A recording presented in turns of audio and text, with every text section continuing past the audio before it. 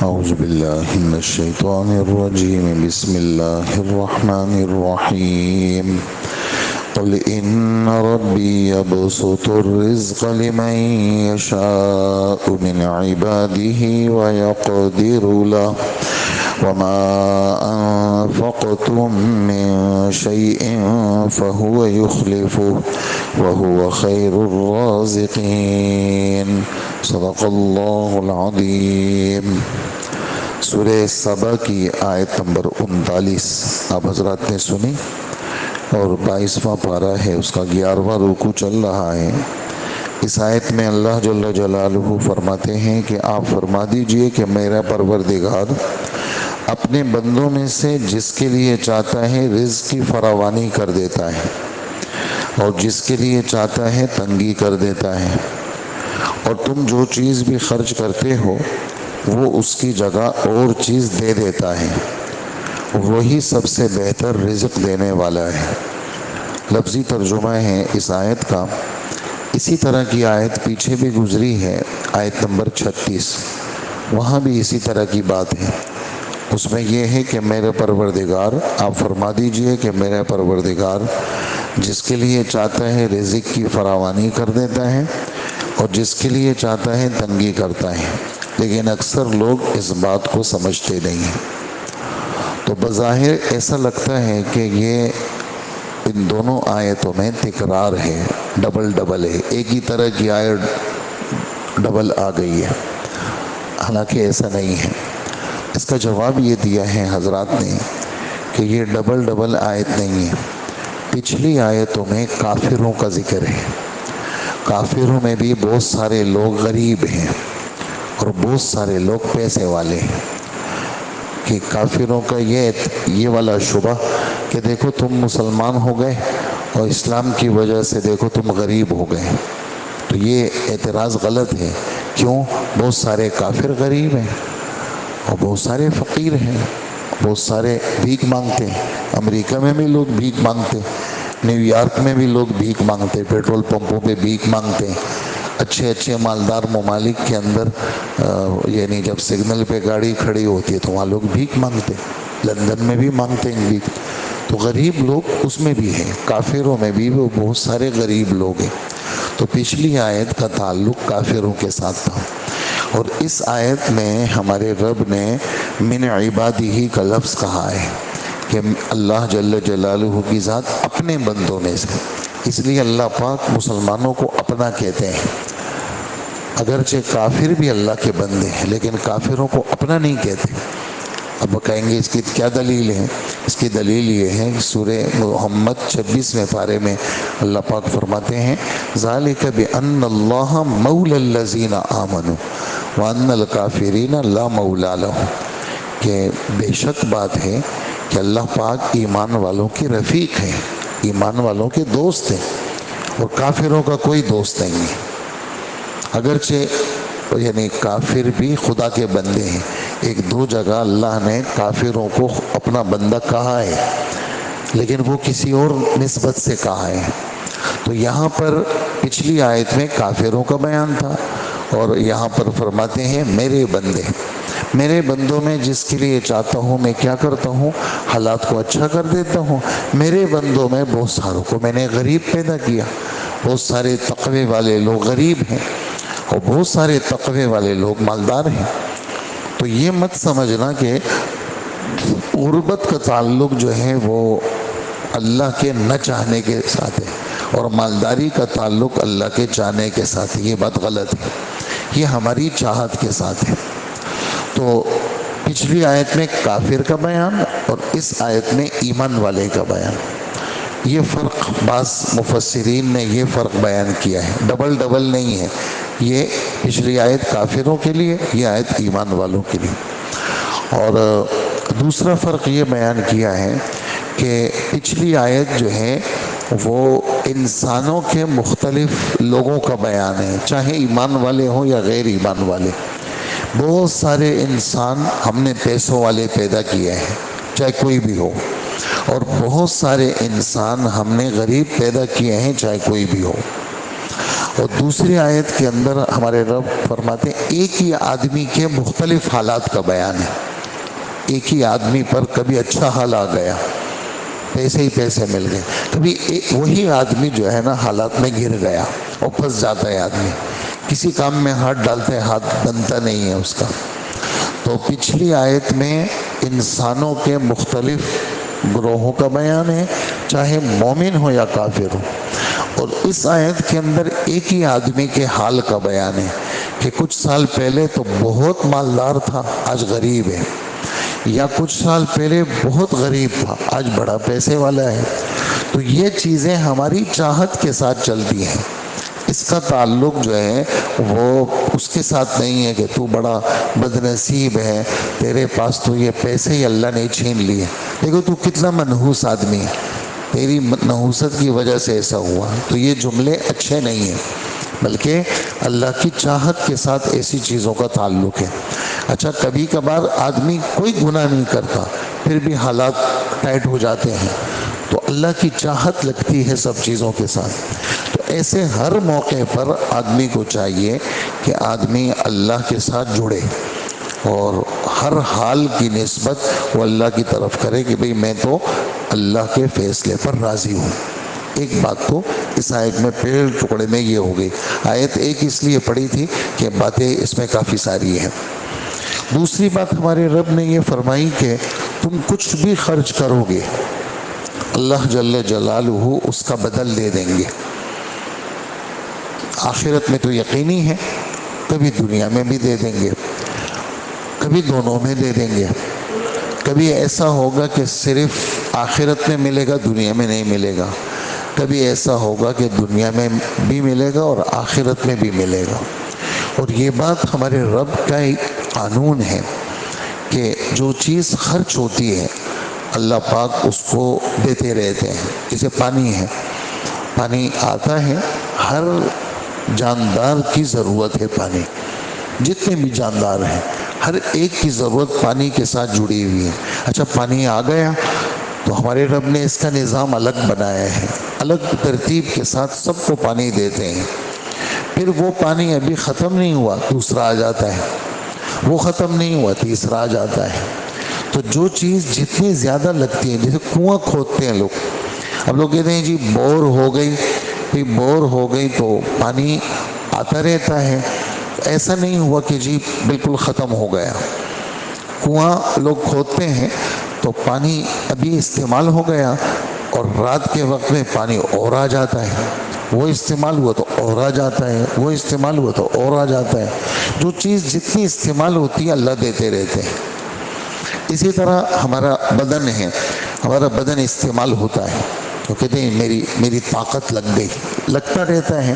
تو جیسے وہ لگ گیا اللہ نے پیچھے سے اور دے دیا، وہ لگ گیا پیچھے سے اور دے دیتے ہیں، وہ لگ گیا اور دے دیتے ہیں. تو ایسا نہیں ہے کہ جی بدن کی طاقت ختم ہوگی، بالکل ختم ہو گئی. اچھا کہیں ایسا ہوتا ہے لگ گئی بالکل ختم ہو گئی، آپ کہیں گے بھائی یہ تو ختم ہی ہو گئی، اور تم کہتے ہو کہ وہ تو اور ملے گی. تو ایسے کے ساتھ اللہ کی چاہت نہیں لگی. ہم نے ہر حالت میں اللہ کے ساتھ جوڑنا ہے. ایسے کے ساتھ اللہ کی جب پانی آیا وہ پانی تو ختم ہی ہو گیا، اب تو اور ملا نہیں. ہاں ابھی اللہ کی چاہت نہیں ہے، ورنہ اللہ کی عام ترتیب یہ ہے کہ جو چیز لگے گی ہم اس کو اور دیں گے. پھر یہ آیت خرچ کے ساتھ بھی لگ رہی ہے کہ بخل اور کنجوسی. حضرت لکھتے ہیں مولانا تھانوی رحمۃ اللہ علیہ کہ کنجوسی کی وجہ سے کبھی بھی مال بڑھتا نہیں ہے. یہ مال میں نے بچا لیا اس وجہ سے کہ یہ بڑھ جائے گا، تو کہا بڑھے گا نہیں. اچھا اور وہ اللہ کے نام پہ خرچ کرنے کی وجہ سے مال گھٹے گا نہیں. عام مشاہدہ یہ ہے کہ مال روکو گے تو بچ جائے گا اور دو گے تو گھٹ جائے گا، ایسا نہیں ہے. حضرت جابر رضی اللہ عنہ فرماتے ہیں کہ حضور صلی اللہ علیہ وآلہ وسلم نے فرمایا روزانہ صبح کے وقت میں جب سورج نکلتا ہے ساتھ میں دو فرشتے آتے ہیں. ایک فرشتہ کہتے ہیں اللہم اعطی منفقا خلفا، اے اللہ خرچ کرنے والے کو اس کا بدل دے دے۔ اور دوسرا کہتا ہے اللہم اعط ممسکن تلفن، اے اللہ بخیل اور کنجوس کے مال کو ضائع کر دے، اس کا مال ختم کر دے۔ اور خود ہمارے نبی فرماتے ہیں کہ اللہ نے مجھ سے کہا کہ جتنا دیتے رہو گے اتنا جو ہے وہ اس کا بدل ملتا رہے گا، جتنا دو گے اتنا اس کا بدل ملے گا۔ انفق یا ابن آدم انفق علیک، آدم کے بیٹے دے تمہیں اس سے زیادہ ملے گا، تمہیں اور دیا جائے گا۔ حضرت اسما کو فرماتے ہیں کہ اسما باندھ کے مت رکھ، اللہ بھی باندھ کے دے دیں گے، گن کے مت رکھ۔ اور یہ جو پیسوں کو گن کر کے رکھنا ایک تو حساب کتاب ہے، ایک ہے کہ پیسے کی محبت میں گننا، آدمی کو بار بار گننے میں مزہ آتا ہے، تو یہ جو بار بار گنتا ہے یہ کافرانہ خصلت ہے، یہ کافرانہ ویل لکل ہمزۃ لمزہ، وہاں پر یہ بات ہے کہ وہ گن کے رکھتا ہے، جوڑ کے رکھتا ہے، یہاں یوں رکھا یہاں، یہ کافرانہ خصلت ہے۔ تو اس آیت کے اندر سخاوت کا حکم ہے کہ تم کچھ بھی دو گے اللہ جل جلالہ بڑھا کر کے دے، واپس دے دیں گے۔ اور کتنا واپس دیں گے؟ 10 تو یقینی ہے، 10 تو یقینی ہے کہ اللہ پاک 1 کے 10 دیں گے، باقی جتنا زیادہ اللہ جل جلالہ دیں گے۔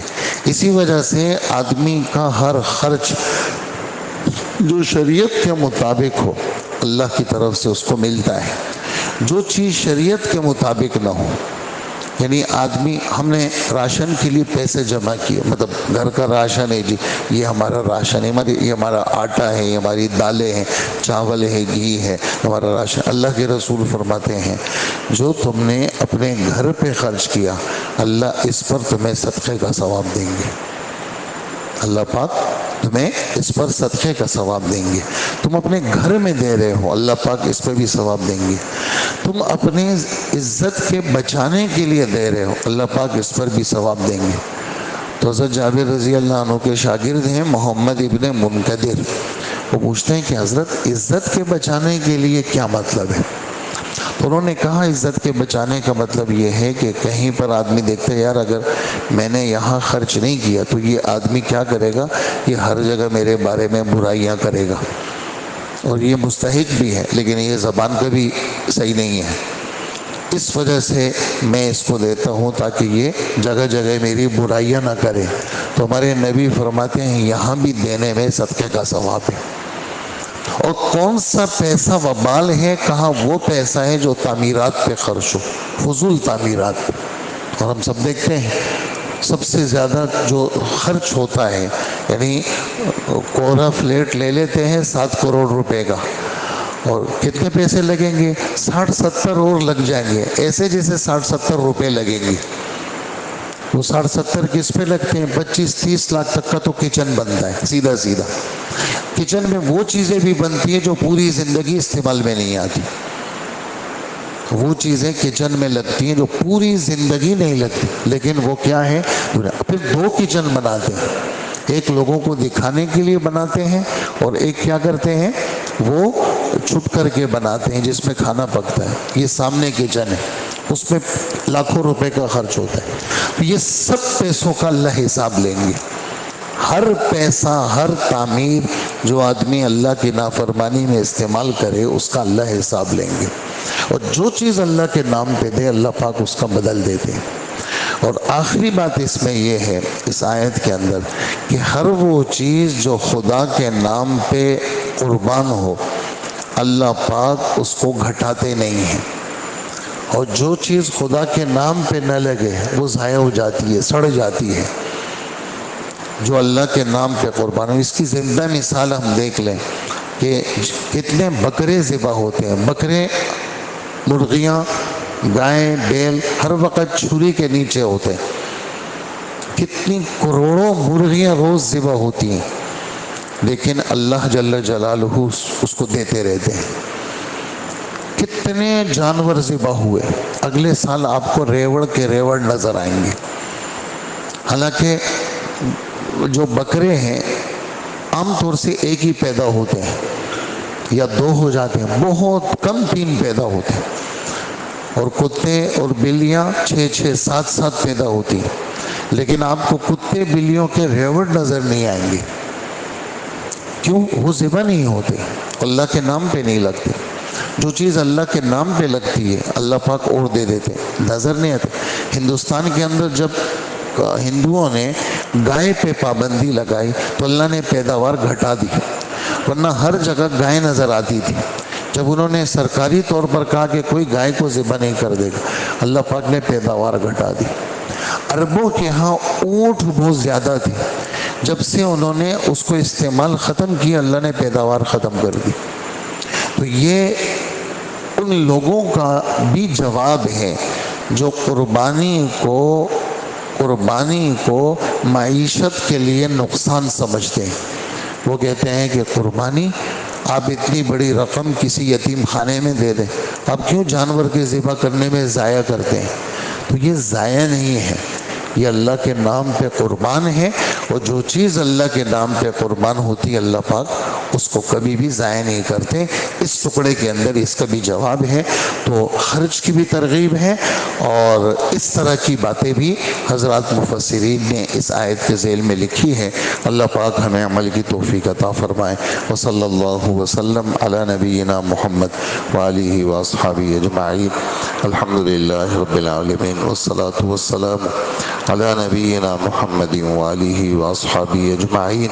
اے اللہ ہمارے گناہوں کو معاف فرما، ہماری مغفرت فرما، ہر فتنے سے ہماری حفاظت فرما، عافیت ہمیں نصیب فرما، اور کسی کا ہمیں محتاج نہ بنا۔ آج دن کے سارے کام اپنے کرم، اپنے فضل، اپنے رحم سے آسان فرما اور قبول فرما، اور ہم سب کی ہر طرح کی حفاظت فرما، اور اپنے نام پہ خوب خرچ کرنے کی ہم سب کو توفیق عطا فرما۔ ہر نظر، ہر حسد، ہر جادو سے، ہر مہلک امراض سے ہم سب کی حفاظت فرما، ہم سب کی دعاؤں کو قبول فرما۔ وصلی اللہ وسلم علی نبینا محمد وآلہ واصحابہ و امتہ اجمعین۔ آمین برحمتک یا ارحم الراحمین۔